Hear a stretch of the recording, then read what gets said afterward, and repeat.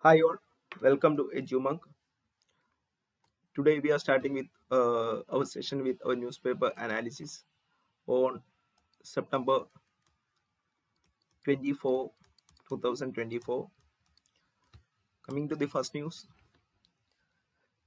we can see that first one is about Odisha was set to join Ayushman Bharat health coverage scheme.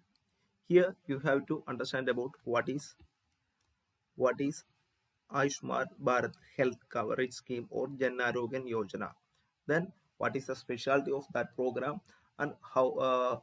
What's the health coverage of that particular scheme? Who are the beneficiaries? How these things are funding, and what is the nodal agency which promoting these kind of programs?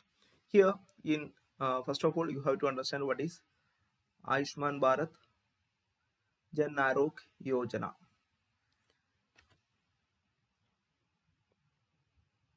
Here you can see that it's already in the news. The Bharat Pradhan Mantri Jan Arogya Yojana, which aims to provide health covers to 5 lakh per family for secondary and tertiary care of hospitals. So it's a health coverage scheme or it's a kind of insurance schemes. These are provided through Ayushman cards.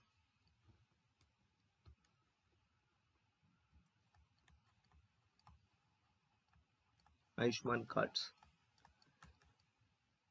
While going to the Ayushman cards, the major beneficiaries are women. That are 49% of total Ayushman cards were created, and approximately 48% of total is authorized hospital administration.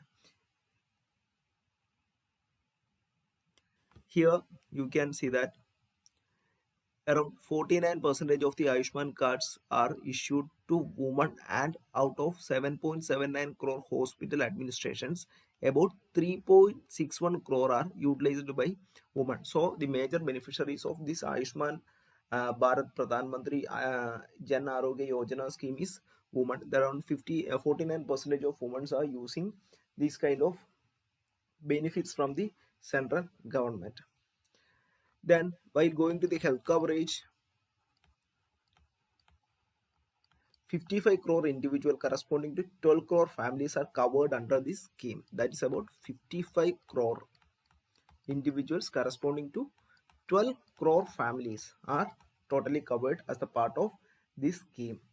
Then it is the world largest health insurance scheme fully financed by the government. Largest scheme which is financed by government, which is launched in 2018. The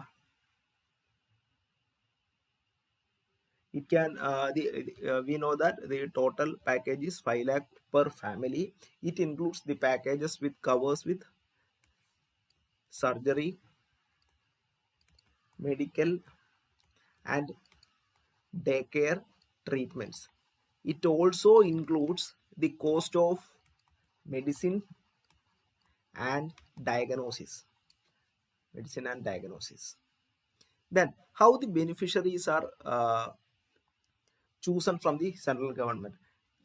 We can see that the beneficiaries which are chosen from socio-economic caste census. Socio-economic caste census. Then how the funding of the scheme were done? Here there are three types of funding by the central government. First one we have to consider, it's a 60-40. In the 60-40 scheme, you can see that this for states. A state with a particular legislature, there should be central government provide 60% of the total funding, and 40% should be done by the particular states. Then second one is 90-10. It's particular for the northeastern states, Himachal, Uttarakhand and Jammu and Kashmir. In these states, central government will provide 90% of the funding, and rest 10% will provide by the particular states. And also this sharing is for union territories with the legislature, that is Delhi and Puducherry. And the third type of funding, that is 100% funding for union territories without legislature. So this way the funding of the Ayushman Bharat scheme is happening, and the nodal agency which is promoting this plan is National Health Authority.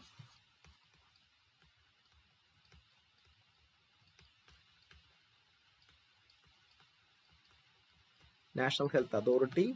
And we know that this is implementing in each of the states. In state wise, the higher authority of the planning of this particular insurance scheme, that is State Health Authority, which is the nodal agency or apex body in the state government, which is responsible for the implementation of Pradhan Mantri Jan Arogya Yojana, and above that there is National Health Authority. Okay, I think you may understand the Pradhan Mantri Jan Arogya Yojana. So in this news, there is another thing is there. You can see that 57% of public health care while utilized for specialties like including cancer, nephrology, cardiology, general medicine, and gastrology, etc. You have to aware of these kind of things. We can move to the next news, that is related to our art and culture. That is about Cholliyatam.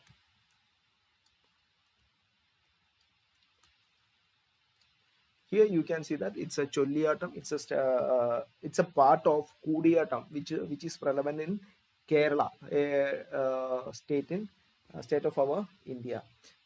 First of all, you have to understand about what is Kudiyatam.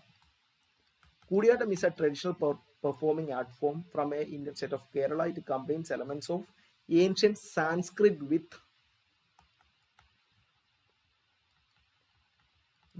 Kutu. It was actually started in the age of Sangam era.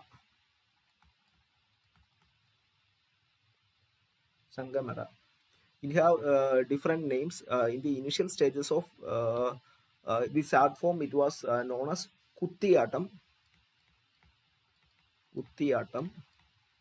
Then the name is changed to Kudiyatam. And this kind of art form, which were designated by UNESCO as masterpiece of oral and intangible heritage humanity.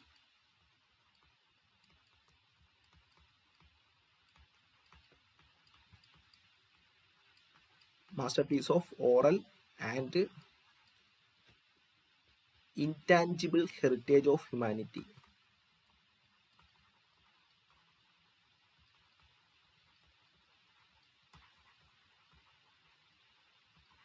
Intangible heritage. Okay, we can understand more about the Kudiyatam. It is one of the oldest living tradition and kind of theater. We can say that these kind of acts initially performed by Chakyar and Nambiar. This was the two caste of Kerala and strictly follows the regulation of Natya Shastra.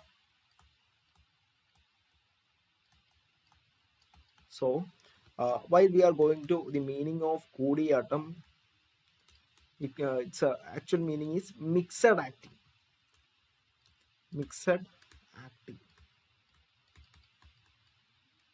And in the initial stages, this Kudiyatam is performed in a particular theatre known as Kootambalam.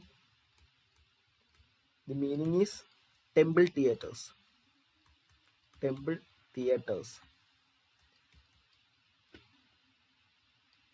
In the Sangam era, in the Sangam era and after Sangam era, if you are aware about the Pallava,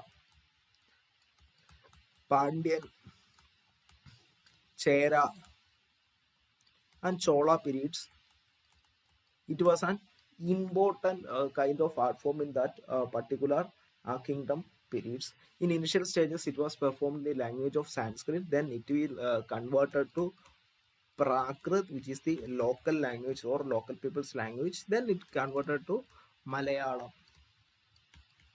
Uh, there are two kinds of musical instruments majorly using for this Kodiyatam, that is Mijavu and Yedaka.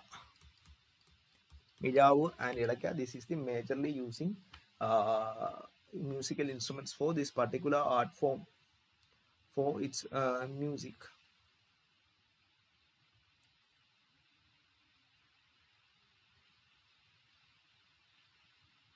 Then there are it's not a completely political sector, but in this Kodiyatam, sometimes it indulge with a political commentary or something like that.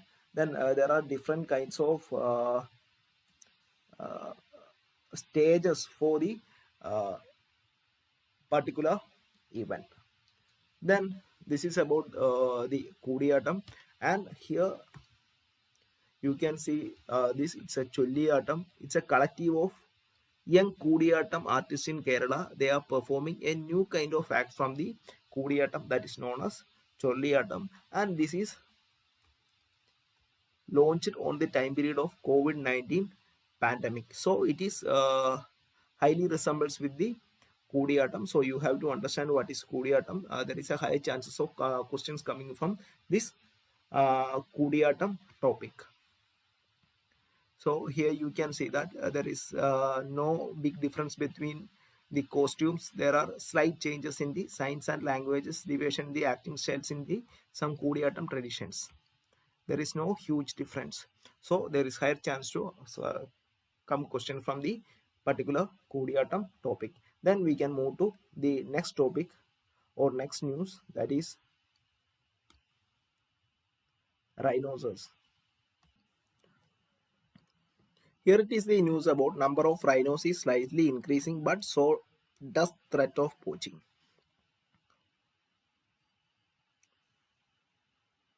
Here you can see this news. The rhinoceros population across the world has increased slightly, but so have killing. Most in South Africa, as poaching fed by huge demand for rhino horns remains as the top threat.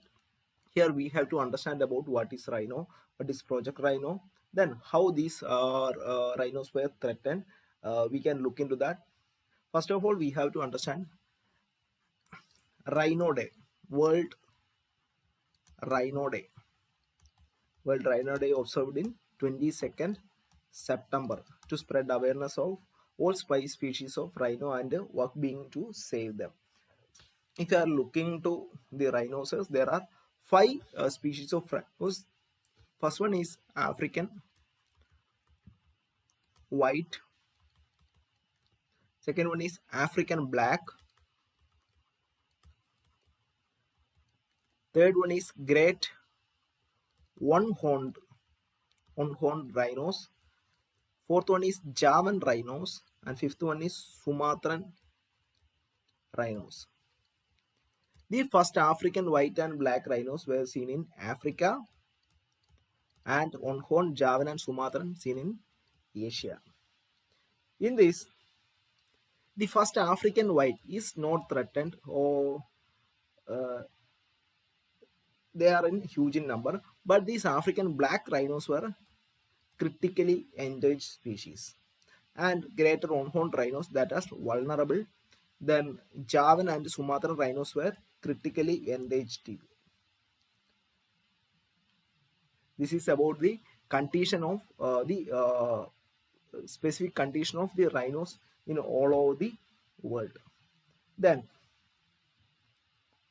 why the what are the major threats of the rhinos? First of all, you have to understand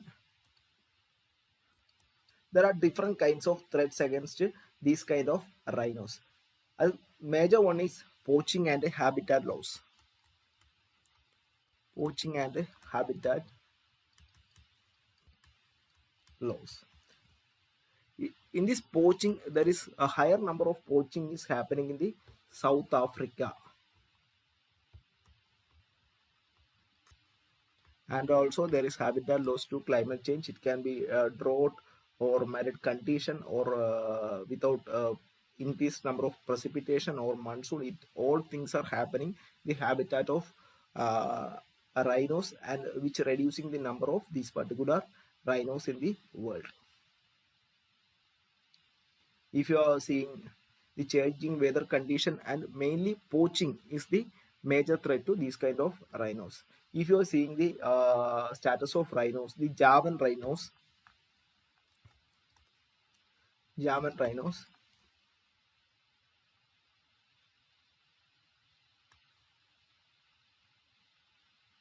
is around 76 is remaining in the world. Then Sumatran rhinos, it is hard to find these kind of rhinos, and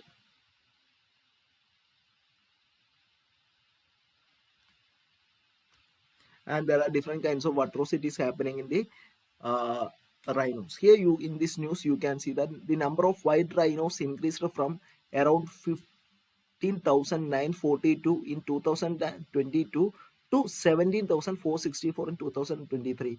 But the black and greater one-horned rhino stayed the same. That means there is no increase in the numbers of the rhinos. Even the government is providing specific conditions or supporting the growth for the rhinos. And also here you can see that another interesting data, that is there are five species of rhinos in the total world. In total the five species, there are 28,000 rhinos left total in the world. To now 2024, just 28,000. This number was in 20th century, or in the 20th century, the number of rhinos were around 5 lakhs. That means in 20th century, the number of rhinos were in 5 lakhs, and in coming to 2004, it reduced to just 28,000. Then you can understand how much poaching and habitat loss affecting this kind of rhino community in the total world. In addition to this topic, we have to learn about the uh, conservation efforts by India. First one is the translocation efforts. Uh, you may heard about the rhino translocation program to Manas National Park, set for the beginning of 2023. Actually this program is rescheduled for 2024, while the security measures were reinforced after poached rhino was discovered in January, so it were rescheduled. This is rescheduled due to the poaching activity which are happening here. Then the rhino corridor, it is actually introduced in 2022 by Assam government as the help of central government. That is uh, in addition to approximately 200 square kilometers to Orang National Park.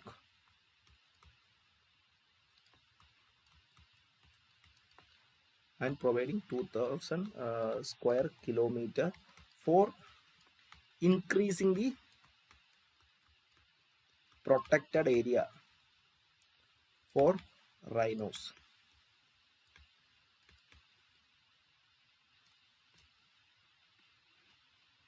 And why this is known as rhino code road? That is, if actually the government added 200 kilometers square kilometers to Orang National Park, which will connect directly to Barchapuri Wildlife Sanctuary. So it is become a corridor between the Orang National Park and the Barchapuri Wildlife Sanctuary. So they can, the rhinos can create a big habitat in this particular protected area. And while telling about in Assam, you can see the Manas National Park, Pobitora Wildlife Sanctuary, Orang National Park, Lakhowala and Buchapuri Sanctuaries, Kasiranga National Park. There are also the rhinos are present there, and they are making the habitat for their particular living. Then in addition to that, there are different kinds of program are implemented by our government, that is about New Delhi Declaration on Ancient Rhinos, New Delhi Declaration on Asian Rhinos, that is India, Nepal, Bhutan, Indonesia and Malaysia. These 5 countries signed a declaration to protect rhinos. Then also you may heard about the DNA profiles of rhinos. DNA profiles of rhinos. Actually, this project will help the curbing the poaching and the gathering evidence in the wildlife crime. So the poachers can be arrested, which will protect the rhinos from the poachers. Then there are different kinds of programs like Rhino Vision 2020 and National Rhino Conservation Strategies. These programs were helping the rhino growth and protecting the wildlife in India. Then we can move to the next news, that is about the Mandicin amoeba infection in Kerala. So here we have to understand what is this kind of amoebic meningitis phalitis or amoebic infection, how it is happening. This kind of amoebic infections which is happening from one kind of amoeba, you may heard about Naegleria fowleri. This is particular kind of amoebic activity or free living that is thrive to be in warm water and soil in all over the world. Actually, this is all are present in whole world. This amoeba enters to the body through nose. It can be in during activities like swimming or other kind of activity. And this when it enter to the nose, it will travels to the brain and it completely collapse or destroy the brain tissues, and which leads to swelling in brain. This is known as the amoeba infection, which can be a deadly phenomenon and which can lead to death in very shorter span of time. The major symptoms of this particular amoebic infection is headache, fever, nausea, vomiting, and which will be followed by stiff neck, confusion, seizures, hallucination. Everything happy can happen there. And the mortality rate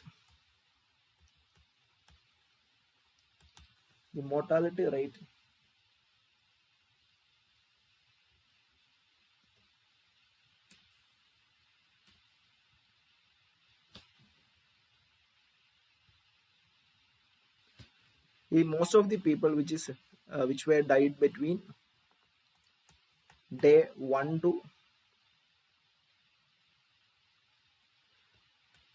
after 1 to 18 days after the symptoms.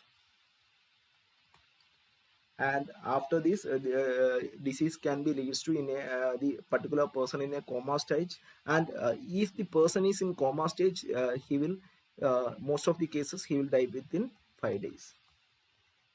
Then there is no effective treatment for this kind of particular amoebic infections. Doctors mostly uses the combination of drugs, but there is no 100% surety or 50% surety that the person will survive. Then we can move to the next case, that is about mpox, that is monkeypox.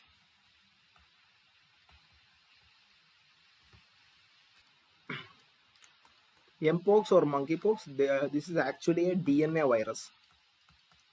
DNA virus, which is a large and this DNA is double stranded. So it can be said as it's a double stranded DNA virus. And this virus was first identified in monkeys on 1958. So this is known as monkeypox. And it also infect human as well. The transmission type is the mpox is primarily transmitted to humans from animals, particularly rodents and primates. It's majorly affecting through the direct contact or contaminated objects. There are different kinds of symptoms like fever, headache, muscle aches, and different kinds of things are there. There is vaccination for the particular mpox, but the effectiveness is limited, and availability also limited for this particular vaccination. Actually, this mpox is actually were in our society, but it got the global attention during the widespread of this particular mpox over 1 lakh people in more than 118 100 plus countries in 2020 to 23 period. That means the mpox is spreading in every countries. So the World Health Organization came with a declaration that means the mpox outbreak is considered as a public health emergency. Here, the most of the chances you have to understand the difference between monkeypox, chickenpox, and smallpox. There are chances of coming question from this particular topic. These kind of if you talk about smallpox, monkeypox, and chickenpox, you may heard about these kind of diseases. These all things were affected by the virus. And this particular smallpox, which is eradicated in 1980s, and this mpox actually it was endemic in Central and West Africa. Now it is spreading to other countries. Then the chickenpox, it is a common childhood illness which is common due to the vaccination. Then this smallpox, there is no longer vaccination needed because it's already eradicated. In mpox there is vaccine, but availability and effectiveness of this vaccine is very limited, so the chances of death is very high. But in chickenpox, you can see that the routine vaccination which can cure the chickenpox in the childhood period. So the difference is the smallpox actually eradicated. Then the monkeypox virus, it was only endemic to a particular African countries only, but now it's spreading to other nations. But the major issue is it has vaccine, but the effectiveness is limited. So there are high chances of death due to the monkeypox. These are the major news in this September 24, 2024. I think you may aware of this particular topic. If you have any doubt, you can directly ask the questions in our Telegram group. Thank you all. Happy learning.